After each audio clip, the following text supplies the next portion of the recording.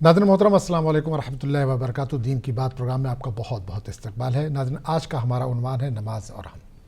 नाज़रीन, नमाज सिर्फ चंद हरकत व सकनात का नाम नहीं, बल्कि ये बंदे और रब के दरमियान सबसे मजबूत रिश्ता है। ये वो इबादत है जो इंसान को दिन में 5 मरतबा दुनिया के हंगामा खेजी से निकाल कर अल्लाह के हुजूर खड़ा कर देती है। नमाज हमें याद दिलाती है कि हम सिर्फ जिस्म नहीं बल्कि रूह भी रखते हैं, और इस रूह की ग़िज़ा नमाज है। कुरान करीम में बार बार नमाज कायम करने का हुक्म आया है, क्योंकि नमाज इंसान को बुराई और बेहयाई से रोकती है।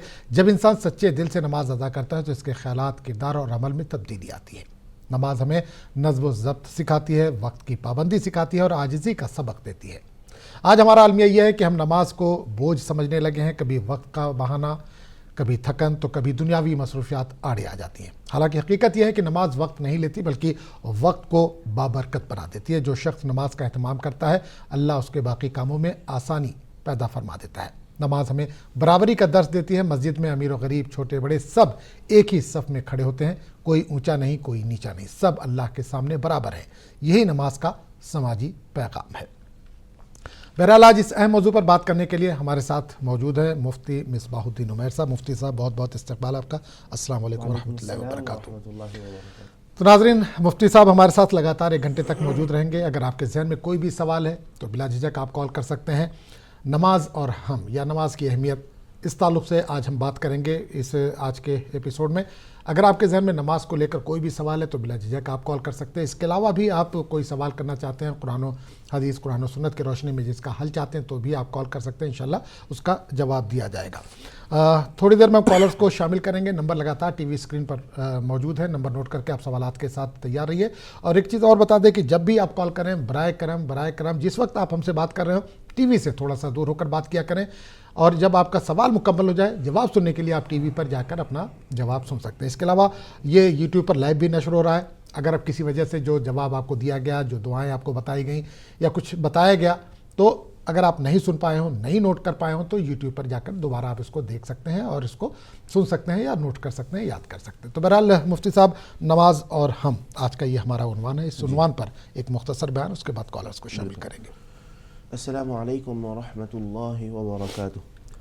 अल्हम्दुलिल्लाहि रब्बिल आलमीन वस्सलातु वस्सलामु अला हबीबिही सय्यिदिल अंबिया'i व अशरफिल मुरसलीन व अला आलिहि अत्तय्यिबीन अत्ताहिरीन व अस्हाबिहिल अकरमीन अल अफदलीन व अला मन अहब्बहुम व तबिअहुम बि इहसानिन अजमईन इला यौमिद्दीन, अम्मा बअद।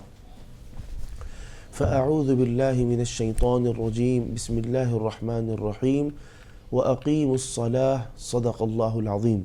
नाज़रीन किराम, अल्लाह सुब्हानहु व तआला ने हमको पैदा फरमाया, वो हमारा खालिक और मालिक है। और अल्लाह सुब्हानहु व तआला ने हमको अपनी फरमाबरदारी, अपनी इताअत का हुक्म दिया है। अल्लाह सुब्हानहु व तआला ने जिन चीज़ों का हमको हुक्म दिया है वो हम पर लाजिम और ज़रूरी है, और उनकी अदायगी में एहतिमाम होना चाहिए, खुशू खुजू होनी चाहिए, गफलत और सुस्ती के बग़ैर वो चीज़ें अदा करनी चाहिए। और उनमें सबसे अहम इबादत है नमाज। नमाज इस्लाम का सबसे अहम रुकन है। अगर ईमान के बाद अगर कहा जाए तो सबसे अहम रुकन नमाज ही है। जैसा कि हदीस शरीफ में भी हज़रत नबी करीम सल्लल्लाहु अलैहि वसल्लम ने कलीमे के बाद, शहादह के बाद नमाज का ज़िक्र फरमाया है। तो इससे नमाज की अहमियत का अंदाज़ा होता है। कुरान करीम में अल्लाह सुब्हानहु व तआला ने इरशाद फरमाया, व अक़ीमुस्सलाह, और ये अक़ीमुस्सलाह का जो खिताब है ये ईमान वाले बंदों से है। जो बंदा ईमान ला ले, तो ईमान लाने के बाद सबसे पहली जो चीज़ उसके ज़िम्मे आइद होगी वो नमाज होगी। तो नमाज की उसके ऊपर अदायगी लाजिम और ज़रूरी है। तो अब ईमान के बाद सबसे अहम नमाज है, तो अल्लाह ने ईमान वालों से खिताब करके फरमाया, व अक़ीमुस्सलाह, और तुम नमाज पढ़ो, नमाज को कायम करो। अल्लाह सुब्हानहु व तआला ने व अक़ीमुस्सलाह कहा, नमाज को कायम करो फरमाया है।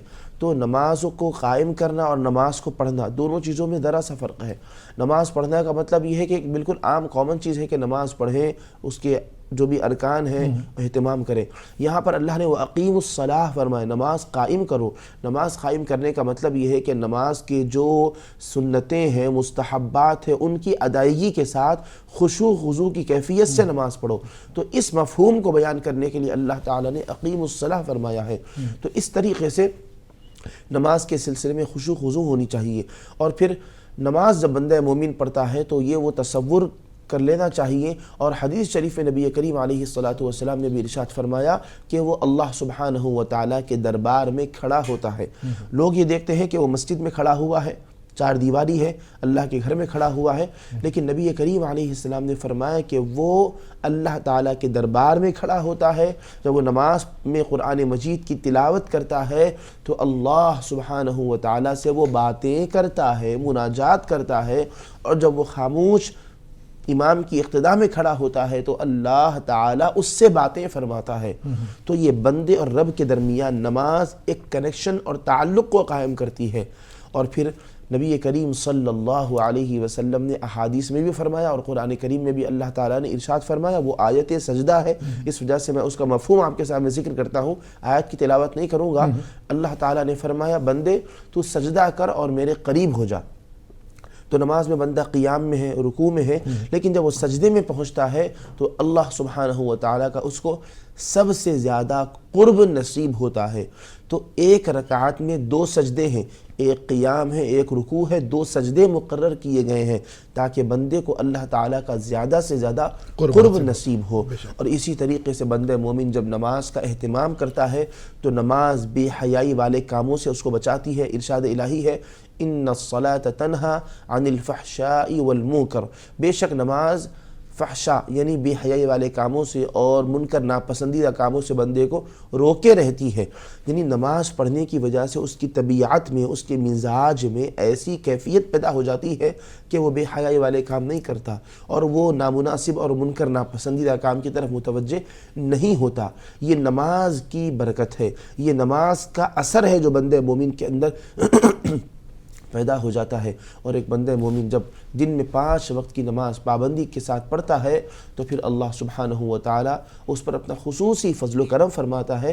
انشاءاللہ تعالیٰ آگے اس مزید درس کریں۔ آپ نے اس میں ذکر کیا واقیم الصلاح، لگاتار قرآن شریف میں اس کا ذکر ہے کہ نماز قائم کرو، لیکن ساتھ میں زکوٰۃ کا بھی بار بار ذکر کیا۔ نماز اور زکوٰۃ سے کیا کچھ کنیکشن ہے؟ بالکل۔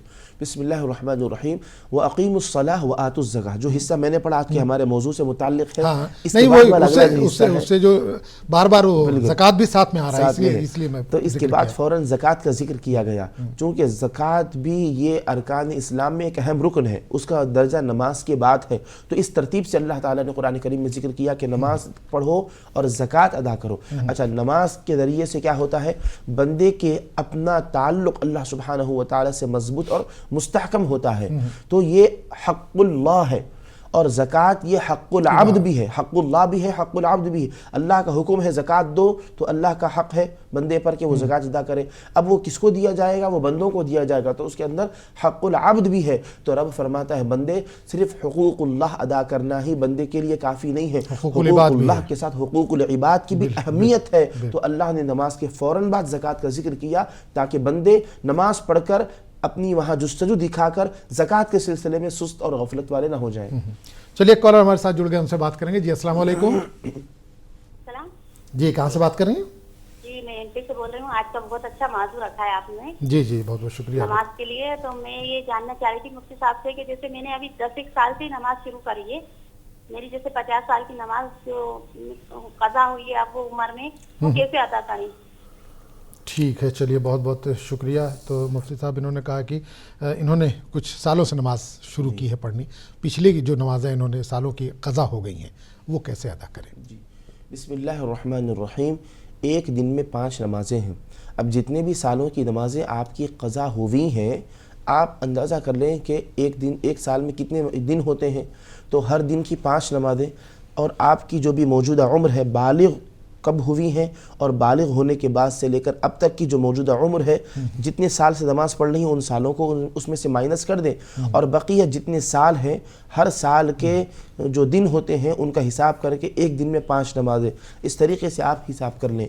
اور جتنی بھی نمازیں آپ کو کیلکولیٹر میں بتلائی جائیں گی، اب آپ ان میں ہر نماز کو آپ کو 5 اس میں سے 5%، ہر نماز کا حصہ 5% ہے، 5 چیزوں میں تقسیم کر لیں تو ہر نماز کا 5واں اس کے اندر فیصد رہے گا۔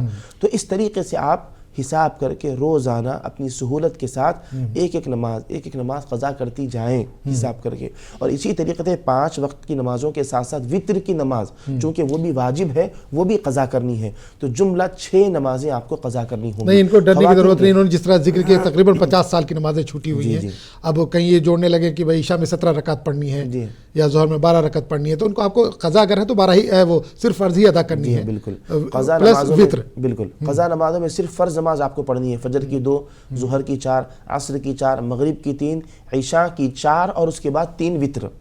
اس طریقے سے آپ کو جو یوں سمجھیے کہ جملہ 6 نماز ادا کرنی ہے, اور ہم نے آپ کو رکعتیں بھی بتا دی. اچھا, آپ خاتون ہیں تو آپ کے لیے ایک مسئلہ یہ ہے, مہینے میں جو آپ کے مخصوص ایام آتے ہیں جن میں نماز نہیں پڑھ سکتی ہیں ان ایام کو بھی منہا کر دیں.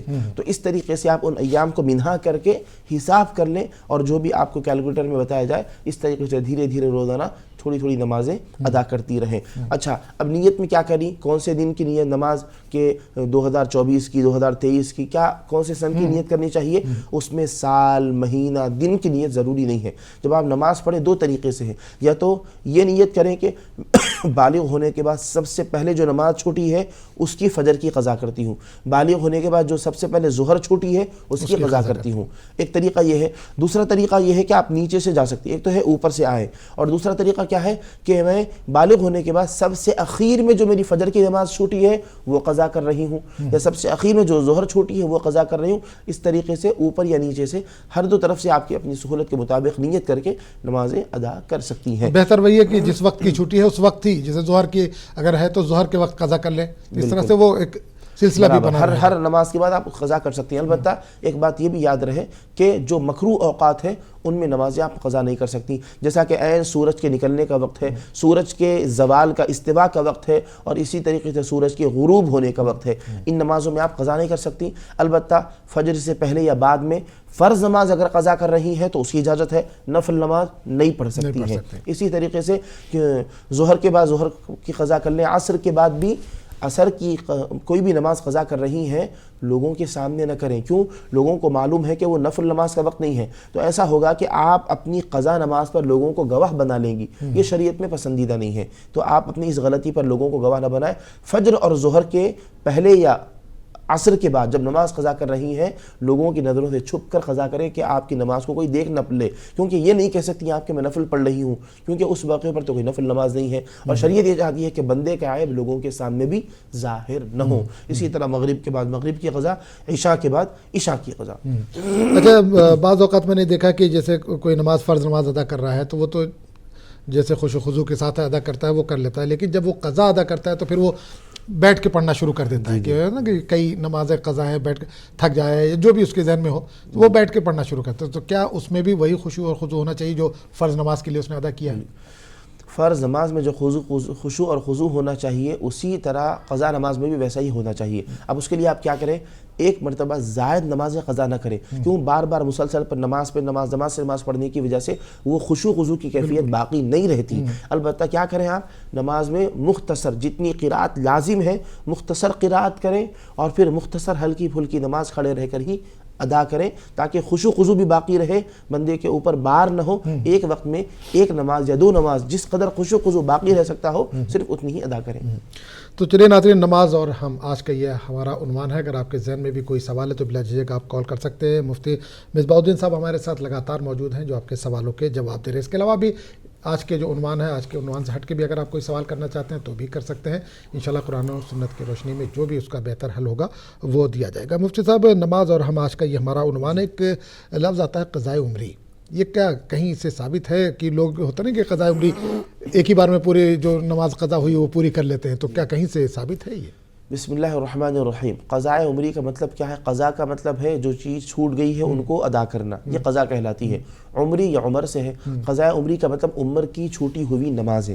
تو اس سلسلے میں یاد رہیں کہ کوئی ایسی روایت میں نہیں ہے کہ انسان کسی موقع پر چند رکعت نماز ادا کر لینے سے زندگی بھر کی قضا نمازیں ادا ہو جائیں گی, اس کے ذمے سے ساقط ہو جائیں گی. کوئی ایسی روایت اب تک نظر سے نہیں گزری. یہ بالکل لوگوں کی غلط فہمی ہے. البتہ جتنی نمازیں چھوٹی ہیں، جتنی رکعتیں چھوٹی ہیں، اتنی نمازیں اتنی رکعتیں بعد میں بطور قضا ادا کرنا یہ لازم اور ضروری ہے. جب تک وہ ادا نہیں کریں گی ذمے میں انسان کے عائد رہیں گی، ساقط نہیں ہوں گی. البتہ چند رکعتیں پڑھ لینے سے اس کی ساری نمازیں قضا ختم ہو جاتی ہیں، اس کے ذمے سے نکل جاتی ہیں. یہ بالکل غلط بات ہے. اس طرح کی باتوں پر دھیان توجہ نہ دیں. کچھ دن پہلے ایک سوال بہن نے کیا تھا کہ مکہ یا مدینہ میں ہم جا کے اگر نماز ادا کرتے ہیں تو اس کا زیادہ اثر ہوتا ہے جو قضا ہو گئی ہیں، تو کوئی ضروری نہیں کہ ہم پوری پڑھیں، کیا کم پڑھیں تو بھی ہو جائے، گنجائش ہے ایسی؟ اس طرح کا سوال آیا تو اس پہ کیا کچھ کہیں گے آپ؟ دیکھیے، مکہ مکرمہ مدینہ منورہ میں نمازوں کا ثواب بڑھ جاتا ہے. مکہ مکرمہ میں ایک نماز کا ثواب 1,00,000 نمازوں کے برابر ہے، اور مدینہ منورہ میں ایک نماز کا ثواب ایک روایت کے مطابق 1,000 نمازوں کے برابر ہے، ایک اور روایت کے مطابق 50,000 نمازوں کے برابر ہے.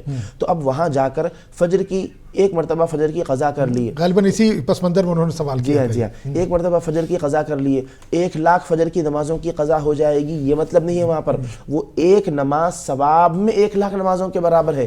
1,00,000 نمازوں کی قضا اس سے نہیں ہوگی. مدینہ منورہ میں نماز قضا کرنے سے 50,000 نمازوں کی قضا ایسا بالکل نہیں ہے، بلکہ اس کی ثواب بڑھ جائے گی، اس کی کوالٹی بڑھ جائے گی، اس کی کوانٹٹی نہیں بڑھے گی. تو جتنی کوانٹٹی میں آپ ادا کر رہی ہیں یا ادا کر رہے ہیں، صرف اسی کوانٹٹی میں وہ نماز ادا ہوگی. البتہ اس کی کوالٹی، اس کا اجر و ثواب یہ بڑھ جائے گا. چلیے ایک اور کالر ہمارے ساتھ جڑ گئے، ان سے بات کریں گے. جی السلام علیکم. وعلیکم السلام بھیا. جی بھائی کہاں سے بات کر رہے ہیں؟ محمد عارف بول رہا ہوں بنگلور سے. بنگلور سے. جی سوال کیجیے. بھیا میری بچی عربی پڑھنے ذرا یہ کرتی ڈیلے کرتی بھیا، کیا کرنا اسے؟ وعلیکم السلام بھیا. ٹی وی سے تھوڑا سا دور ہو کر بات کیجیے بھائی. ٹی وی سے دور بھیا ہو گیا. سوال بتائیے، سوال کیجیے. سوال، میرے بچی عربی پڑھنے یہ کرتی، لیزی پن کرتی. اچھا، عربی پڑھنے میں دلچسپی نہیں دکھاتی ہے؟ نہیں دکھاتی. چلیے ٹھیک کیا ہے. کرنا بھیا؟ ٹھیک ہے، سوال سمجھ میں آ گیا. یہ آج کل جو ہے وہ عام بچوں کا یہ مسئلہ ہو گیا ہے. مفتی صاحب، عربی پڑھنے سے کترا رہی ہے بچی ان کی، کیا طریقہ ہو سکتا ہے، کس طرح سے یہ پڑھائیں بچی کو عربی؟ بسم اللہ الرحمن الرحیم. عربی کا مطلب آپ کا ہے کہ قرآن کریم، تجوید، یہ قاعدہ وغیرہ جو بچے پڑھتے ہیں وہ پڑھنے سے کترا رہی ہیں. دینی جو تعلیم ہے، تو اس سلسلے میں اس کی اہمیت ان کو بتلائیں، اس کی اہمیت کے بارے میں ان کو بتلائیں، اس کی افادیت کے بارے میں بتائیں. دنیا و آخرت میں اس کا جو فائدہ ہے وہ ان کو ان کی سمجھ کے مطابق سمجھائیں. دنیاوی تعلیم یہ بھی بہت اچھی چیز ہے، لیکن انسان دنیاوی تعلیم سے صرف اپنی دنیا کو سنوار سکتا ہے، دنیا کما سکتا ہے. اگر دنیاوی تعلیم کو دین کی خدمت کا ذریعہ بنائے تو پھر وہ آخرت کے لیے ذخیرہ ہوگا. البتہ جو دینی تعلیم ہے وہ خالص انسان کے لیے دنیا و آخرت ہر دو کے فائدے میں کام آنے والی چیز ہے. تو ان کو سمجھائیں کہ دینی تعلیم اگر سیکھیں گی، قرآن پڑھنے میں آسانی ہوگی. قرآن کا پڑھنا نماز کے لیے ضروری ہے.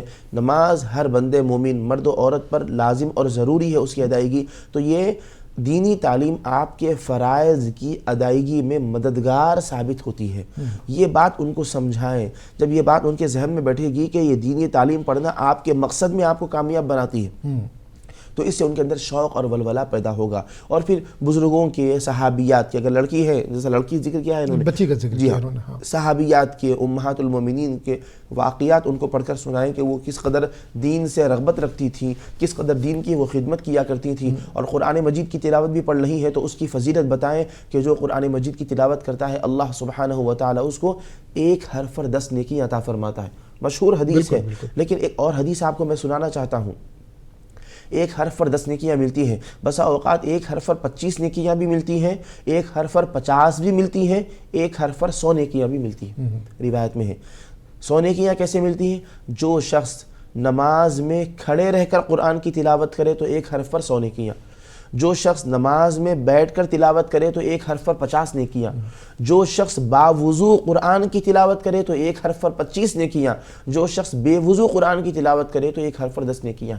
اتنا زیادہ اجر و ثواب ہے. اس کا ثواب بتائیں، اس کی اہمیت کو بتائیں، دنیا و آخرت میں اس کے فوائد کو بتائیں، تو انشاءاللہ تعالی اس سے ان کا ذہن قرآنی تعلیم اور دینی تعلیم کی طرف متوجہ ہوگا. نہیں، اس میں والدین کی کیا ذمہ داری ہو سکتی ہے؟ کیونکہ اس سے پہلے بھی ہم نے اس پر بات کی تھی، کئی کالس آئے کہ والدین گھر میں بیٹھے ہوئے بچے سے کہتے ہیں کہ جاؤ نماز پڑھو.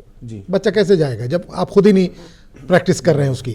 تو اسی طرح اگر وہ کہہ رہے بچے عربی نہیں پڑھ رہی تو گھر میں شروعات خود کریں والدین اگر، تو اس پر اگر کچھ والدین کی کیا ذمہ داری ہے اس پر ایک بار تھوڑا سا. والدین اپنی اولاد کے لیے رول ماڈل ہوتے ہیں کہ بچوں کے اندر جو چیز ان سے کرنے کے لیے کہی جائے وہ تو کرتے ہیں، لیکن بچوں کی طبیعت میں، ان کی فطرت میں تقلید کا مادہ بہت زیادہ ہے. تقلید یعنی کرو تو وہ کرتے ہیں، لیکن اس سے زیادہ ان کے ذہن پر جو اثر انداز ہونے والی چیز ہے وہ انسان کی پریکٹس ہے، انسان کا خود عمل کرنا ہے. اگر والدین ان کے سامنے عمل کر کے دکھائیں گے، نماز پڑھو بولنے سے وہ نماز پڑھیں گے لیکن وہ کیفیت نہیں رہے گی.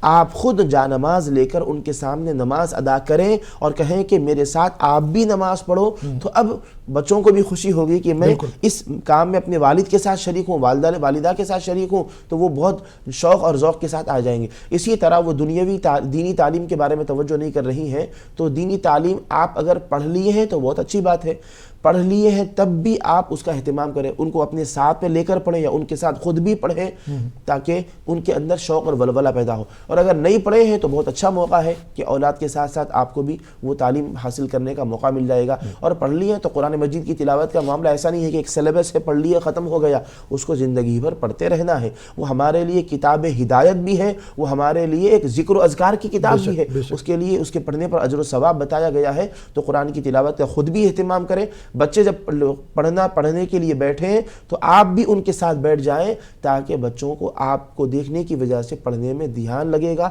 شوق اور ولولہ پیدا ہوگا. نماز کے تعلق سے ہم بات کر رہے ہیں، جماعت کے ساتھ نماز پڑھنے کے کیا فائدے ہیں انفرادی طور پر، اور جماعت سے ظاہر سی بات نماز پڑھنے کے بہت سارے فائدے ہیں، ثواب زیادہ ہے اس کے، خواتین اس سے کیوں محروم رہیں؟ جی بسم اللہ الرحمن الرحیم. نماز جماعت کے ساتھ ادا کرنا یہ انتہائی اہم اور ضروری ہے، اور نماز جماعت سے پڑھنے میں ثواب میں اضافہ ہو جاتا ہے.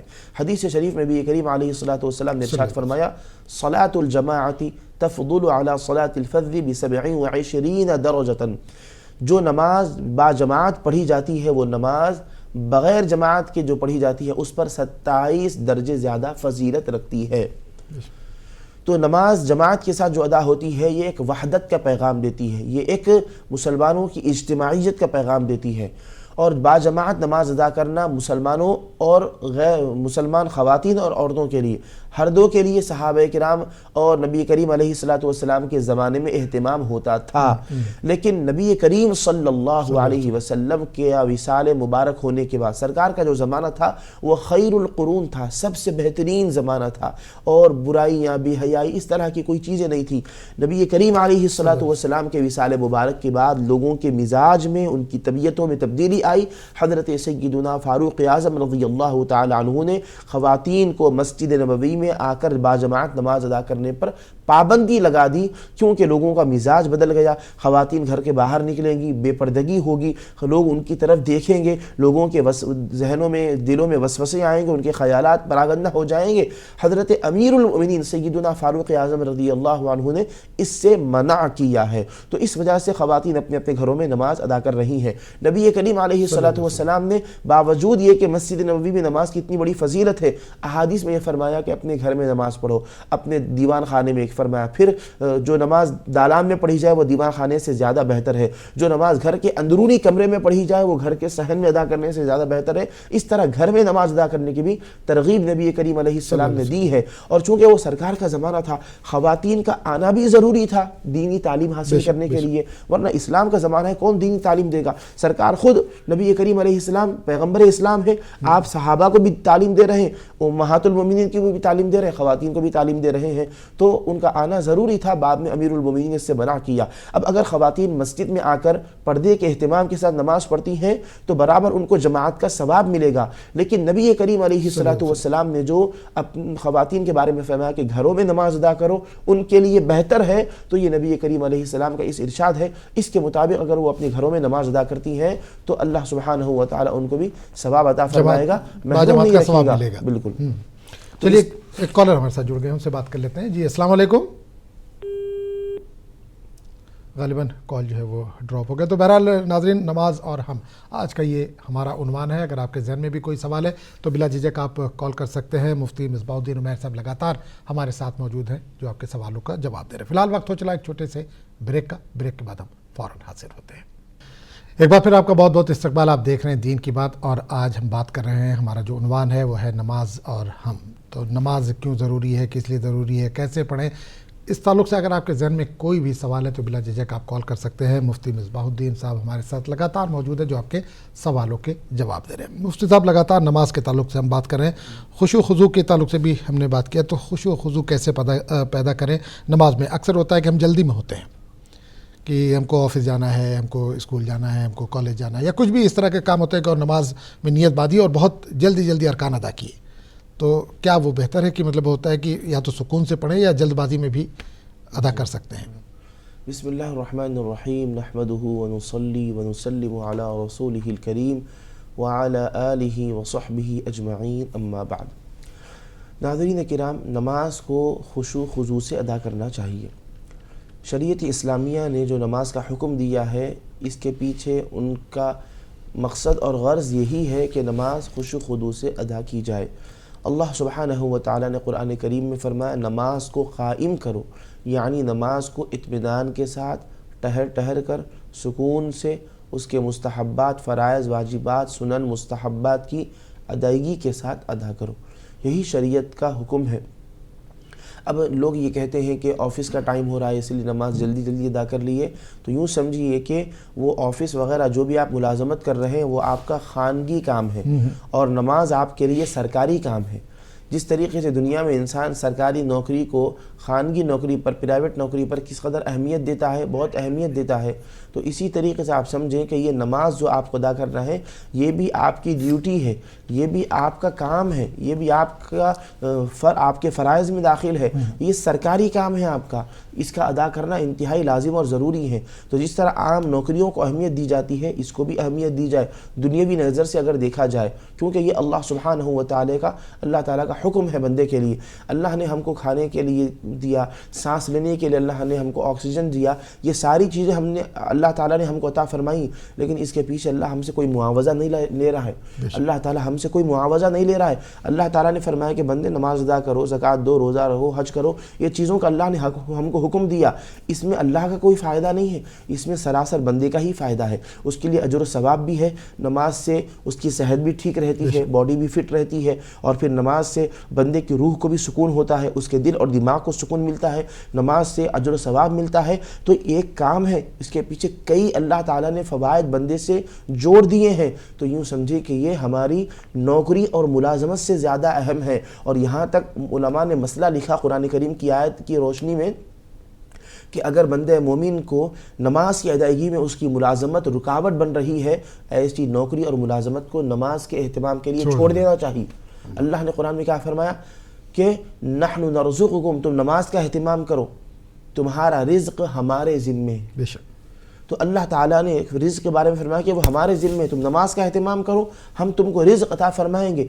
रिज़्क़ की देने के लिए अल्लाह ताला को बंदे को नौकरी से लगाना ही ज़रूरी नहीं है। अल्लाह ताला ऐसे असबाब फरमाएगा कि बंदा तसव्वुर नहीं कर सकता है। बिल्कुल। तो अलगरज़ नाज़रीन किराम, नमाज को इंतहाई इत्मीनान के साथ, सुकून के साथ अदा करना चाहिए। नमाज बंदे के लिए एक सुकून का ज़रिया है, रूहानी, जिस्मानी, ज़हनी सुकून का ज़रिया है। चलिए एक कॉलर और हमारे साथ जुड़ गए, उनसे बात कर लेंगे। जी अस्सलाम वालेकुम। वालेकुम अस्सलाम व रहमतुल्लाहि व बरकातहू। जी अस्सलाम वालेकुम। वालेकुम अस्सलाम व रहमतुल्लाहि व बरकातहू। खैरियत से हैं? जी आप लोग खैरियत से हैं? जी बिल्कुल अल्हम्दुलिल्लाह खैरियत से हैं। जी अल्लाह का शुक्र है, आप लोग का दुआ, हम भी ठीक है अल्लाह की रहमत से। आप लोग को अल्लाह सलामत रखे, अल्लाह ताला टीवी को भी सलामत रखे, और खुसूसन अल्लाह ताला आप लोग को सलामत रखे, मुफ्ती साहब को सलामत रखे, ताकि हमें इंशाल्लाह आमीन मिलती रहे। मुफ्ती साहब से मेरी दो सवाल है। जी बोलिए। जी पहला सवाल ये है मुफ्ती साहब, अगर नमाज के साथ साथ कोई जैसे इसरात का, चाश का नमाज पढ़ते गए, या फिर फर्ज सुन्नत अदा करके नफिल भी पढ़ते गए हमेशा, कोई इंसान भी, तो ऐसी हालात में अल्लाह के जात से ये उम्मीद रखनी चाहिए कि हमें जो फर्ज छूटा हुआ है, क्या उसमें अल्लाह ताला इसे पूरा करेंगे? और दूसरा सवाल ये है कि वालिदा का जो नमाज छूटा है, क्या उनके लिए हम कोई नमाज पढ़ के उनके नाम से दे सकते हैं उनके हक में? ये दोनों सवाल का आप हमें जवाब दें, अच्छी तरह से समझाएं। ठीक बिल्कुल इंशाल्लाह। एक और कॉलर हमारे साथ जुड़ गए, उनसे बात करेंगे। जी अस्सलाम वालेकुम। अस्सलाम वालेकुम। जी अस्सलाम वालेकुम। जी भाई कहाँ से बात कर रहे हैं? नोएडा से। जी, सवाल कीजिए अपना, क्या जानना चाहते हैं? मेरा सवाल है कि नमाज में जब जमात हो रही है इसमें आकर मिलना है, अकेले हैं तो किस तरह मिलेंगे? फिर इंतजार करें पीछे आने वाले का या आगे से आदमी ले लें? नहीं, सवाल एक बार फिर कीजिए। जब मस्जिद में आप गए, नमाज वहाँ पर खड़ी है, जमात खड़ी हो गई है। हाँ जी। हाँ, हमें शामिल होना है जमात में, हम अकेले हैं, सब पूरी हो गई है आगे। अच्छा, तो पीछे किस सब में आप अकेले खड़े हो या किसी का इंतजार कर रहे हैं, ये जानना चाह रहे हैं? हाँ, ये जानना। चलिए ठीक है, चलिए बहुत बहुत और शुक्रिया। एक सवाल और है मेरा। हाँ, अगर इमाम के हवा खारिज हो जाए, वजू टूट जाए तो फिर क्या, किस तरह करेगा? ठीक है, चलिए बहुत बहुत शुक्रिया। आपने शुक्रिया। बहुत बहुत शुक्रिया। इंशाल्लाह दोनों सवाल का जवाब दिया जाएगा। मुफ्ती साहब, बहन ने पहले जो कॉल किया था कि वालदा के ताल्लुक से उन्होंने कहा कि जो वालदा की नमाज छूट गई है, तो क्या इनकी तरफ से कुछ किया जा सकता है उसके लिए? उनका इंतकाल हो चुका है कल। बिस्मिल्लाहिर्रहमानिर्रहीम। जिस बंदा या जिस अल्लाह की बंदी की नमाज़ें छूट गई हैं, उन्हीं को चाहिए कि वो उन नमाज़ों की क़ज़ा करें। अलबत्ता उलमाए किराम ने एक मसला लिखा है कि अगर कोई शख्स इंतकाल कर गया है और उनकी छूटी हुई नमाज़ों के सिलसिले में कोई उनके वरसा, उनके मुतअल्लिक़ीन वो नमाज़ों को उनकी नीयत से अदा करते हैं कि ये उनके ज़िम्मे जो नमाज़ें थी हम वो अदा कर रहे हैं, अगर इस तरीके से अदा करके अल्लाह के दरबार में दुआ करें तो अल्लाह सुब्हानहू व तआला इस बात पर कादिर है कि वो उनके ज़िम्मे से नमाज़ों को साक़ित कर दे और इन्होंने जो नमाज़ अदा की है अल्लाह ताला इसके ज़रिए से उनको पूरा कर दे। इस पर अल्लाह सुब्हानहू व तआला कादिर है। अगर बंदा ऐसा एहतिमाम करना चाह रहा है तो बहुत अच्छी बात है, एहतिमाम कर सकता है, कोशिश कर सकता है। अल्लाह ताला के ख़ज़ानों में किसी चीज़ की कमी नहीं है। बिल्कुल। एक और कॉलर हमारे साथ जुड़ गए, हमसे बात करेंगे। जी अस्सलाम वालेकुम। जी वालेकुम अस्सलाम। कहाँ से बात कर रहे हैं? जी मैं सोलापुर से बात कर रही हूँ। जी, सवाल कीजिए अपना, क्या जानना चाहती हैं? जी मेरे 2 सवाल है। मेरा पहला सवाल है कि कुर्सी पर बैठकर नमाज कैसे पढ़ते हैं, और दूसरा सवाल है कि मुझे नामों के मायने जानने हैं। किस नाम मेरे के? 3 नाम है, माहिन, ताबीन और नुमान। आपके 3 नाम हैं? नहीं, माहीन, मेरा नाम माहिन है, मेरी बहन का नाम ताबीन है, ताबीन, और मेरा ताबीन। एक भाई, हाँ, और मेरा एक भाई है उसका नाम नुमान है। नोमान। चलिए ठीक है, इंशाल्लाह बिल्कुल बताया जाएगा। बहुत बहुत शुक्रिया, आपने कॉल किया, इंशाल्लाह बिल्कुल जवाब दिया जाएगा। तो नाज़रीन, अगर आपके जहन में भी कोई सवाल है तो बिला झिझक आप कॉल कर सकते हैं। मुफ्ती मिसबाहुद्दीन साहब हमारे साथ लगातार मौजूद है। नमाज और हम, ये आज का हमारा उन्वान है। बहरहाल मुफ्ती साहब, एक पहला सवाल जो बहन का रह गया था कि उन्होंने कहा कि फ़र्ज़ नमाज के बाद इशराक पढ़ती हैं या नफिल पढ़ती हैं, तो क्या जो नीयत हमारे पास जहन में ये हो कि जो हमारी फ़र्ज़ की नमाज़ें छूटी हुई हैं वो पूरी हो जाएंगी, तो क्या ऐसा मुमकिन है? बिस्मिल्लाहिर्रहमानिर्रहीम। बंदा मोमिन जिस नीयत से जो नमाज अदा करता है उसी नीयत के मुताबिक वो नमाज उसकी अदा होती है और उसी खाने में वो नमाज उसकी पुर होती है। अगर कोई नफल नमाज इशराक, चाश्त, अव्वाबीन वगैरह अदा करे और ये सोचे कि शायद मेरी ये नमाज़ें मेरी छूटी हुई नमाज़ों का बदल बन जाएंगी, ये बिल्कुल गलत है। ऐसा नहीं है। जिस नीयत से नमाज अदा की उसी नीयत से वो नमाज अदा होगी। अगर नफल की नीयत से अदा की तो वो नफल होगी, क़ज़ा की नीयत से अदा की तो वो क़ज़ा होगी। तो इंसान जो नीयत कर रहा है इस बारे में गौर व फिक्र कर ले। भाई का एक दिल्ली से जो फ़ोन था, नोएडा से गालिबन था, तो उन्होंने कहा कि मस्जिद में वो गए नमाज अदा करने के लिए, पहली सफ़ मुकम्मल हो चुकी है, दूसरी सफ़ में अब वो अकेले हैं, तो ऐसी सूरत में क्या वो इंतज़ार करें कि कोई और आए या अकेले ही वो नियत बात लें? बिल्कुल। बिस्मिल्लाहिर्रहमानिर्रहीम। अगर अगली सफ़ पुर हो चुकी है, कोई शख्स बाद में आया है और वो अकेला है, तो अब वो नई सफ़ में अकेला खड़ा रहने के बजाय किसी और का इंतज़ार करे, ये बिल्कुल गलत बात है। फ़ौरन इंसान नमाज अगर जमात चल रही है तो इमाम साहब जिस रुकन में है नमाज की नीयत करे, नमाज बान तकबीर तहरीमा के ज़रिए से नमाज शुरू करके फ़ौरन उस रुकन में इमाम के साथ शरीक हो जाए। किसी और का इंतज़ार करना ऐसा कोई मसला नहीं है। और सफ़ कहाँ से बनाई जाए? एक सफ़ अगली पुर हो चुकी है, कोई शख्स आया है, वो नई सफ़ में अभी बिल्कुल पीछे वाली सफ़ में खड़ा हो रहा है, तो वो इमाम के बिल्कुल पीछे से सफ़ बनाता जाए। अब कोई आ रहा है, वो कोई दाएं खड़ा होगा, कोई बाएं खड़ा होगा, मुकम्मल इस तरीके से वो भी सफ़ मुकम्मल हो जाएगी। एक सवाल इन्होंने कहा कि इमाम साहब नमाज़ पढ़ा रहे हैं और किसी वजह से उनका वज़ू टूट गया या खारिज हो गई, तो ऐसी सूरत में अब क्या होगा? اگر نماز کے دوران وضو ٹوٹ جاتا ہے تو اس سلسلے میں چاہیے کہ فوراً نماز کو وہیں روک دیں اور پھر آ کر وضو کر کے اپنی نماز کو وہیں سے کنٹینیو بھی کر سکتے ہیں، اس کے کچھ شرائط ہیں، یا پھر نماز کو شروع سے بھی اثر نو پڑھ سکتے ہیں۔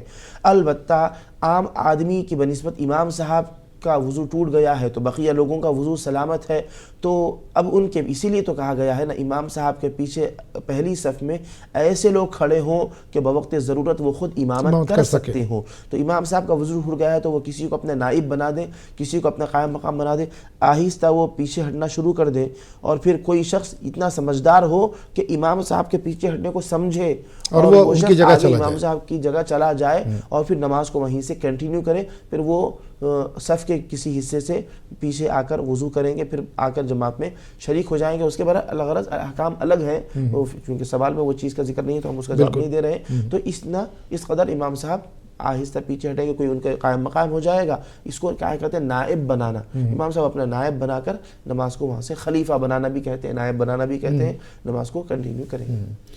چلیے بہت بہت شکریہ مفتی صاحب، امید ہے کہ بھائی آپ کے سوال کا جو جواب تھا وہ مل گیا ہوگا۔ اگر آپ کچھ رہ گیا ہو اس میں تو آپ دوبارہ کال کر کے پھر سے ایک سوال کر سکتے ہیں۔ بچی کا ایک سوال تھا مفتی صاحب کہ کرسی پر بیٹھ کر نماز کیسے پڑھیں، طریقہ اگر یہ اپنے لیے پوچھ رہی ہیں تو وہ بھی بتائیے، کیونکہ بچی ہے تو کرسی پر بیٹھ کے تو نہیں پڑھ سکتی، کوئی معذور ہے، کس صورت میں کرسی پر بیٹھ کے پڑھنا ہے؟ بالکل۔ بسم اللہ الرحمن الرحیم۔ کرسی پر بیٹھ کر نماز پڑھنے کے سلسلے میں یہ مسئلہ یاد رہے کہ جو شخص زمین پر بیٹھنے سے بھی معذور ہو، زمین پر نہیں بیٹھ سکتا ہو، یعنی اس کے گھٹنے فولڈ نہیں ہو سکتے ہوں درد کی وجہ سے، تو پھر وہ شخص کرسی پر بیٹھ کر پڑھ سکتا ہے۔ پہلا تو مسئلہ یہ ہے کہ نماز کھڑے ہو کر پڑھے۔ اگر کوئی شخص کھڑے ہونے سے عاجز ہے، ٹھہر نہیں سکتا، پیروں میں اگر طاقت و قوت نہیں ہے، تو پورا زمین پر بیٹھ کر نماز پڑھے۔ کرسی بھی یہاں ضروری نہیں ہے، زمین پر بیٹھ کر نماز پڑھے۔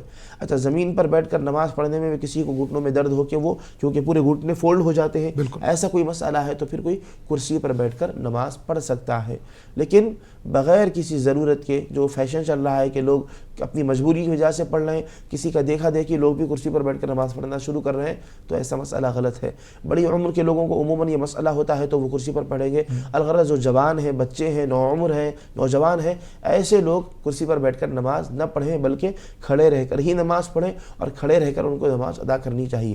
البتہ وہ بھی کسی بیماری کی وجہ سے یا کسی حادثے کی وجہ سے زمین پر نہیں بیٹھ سکتے، نہ کھڑے ہو سکتے ہیں، تو پھر کرسی پر بیٹھ کر نماز پڑھنا چاہتے ہیں تو کرسی پر بیٹھ کر نماز پڑھیں گے۔ اس کے لیے کیا ہے، اور کرسی پر بیٹھ کر نماز پڑھنے کے سلسلے میں بھی بات یاد رہے، جتنی دیر انسان کھڑا ہو سکتا ہے اتنی دیر کھڑا رہے، کم سے کم پوری نماز میں کھڑا نہیں ہو سکتا تو اب نماز شروع ہونے کے بعد کھڑا رہ جائے، جتنی دیر پیروں میں طاقت ہے، پیر آپ کو متحمل ہے، اتنی دیر کھڑا ہو جائے۔ جب پیر درد کرنے لگے، درد کرنے کا مطلب کیا، ایک صحت مند آدمی کے درد کرنا الگ ہے، کوئی معذور ہے، بیمار ہے، تو جب اس کے بعد ایسا مسئلہ پیش آ جائے تو پھر بیٹھ جائے، وہاں سے بیٹھ کر نماز کنٹینیو کرے، رکوع میں بھی جھکے اور سجدے میں رکوع سے اور زیادہ جھکے، اس طریقے سے۔ اچھا، بعض لوگ کیا ہے، سجدے میں جاتے خود ہاتھ اپنے گھٹنوں کے اپنے رانوں پر رکھنا چاہیے، بعض لوگ رانوں پر رکھنے کے علاوہ کیا کرتے ہیں، سجدے میں جاتے خود ہاتھوں کو آگے بڑھا دیتے ہیں ہوا میں، یہ طریقہ بالکل غلط ہے۔ اچھا، کچھ لوگ ٹیبل رکھ لیتے ہیں، اس کی بھی بالکل ضرورت نہیں، انسان اپنے بس رانوں پر ہاتھ رکھے،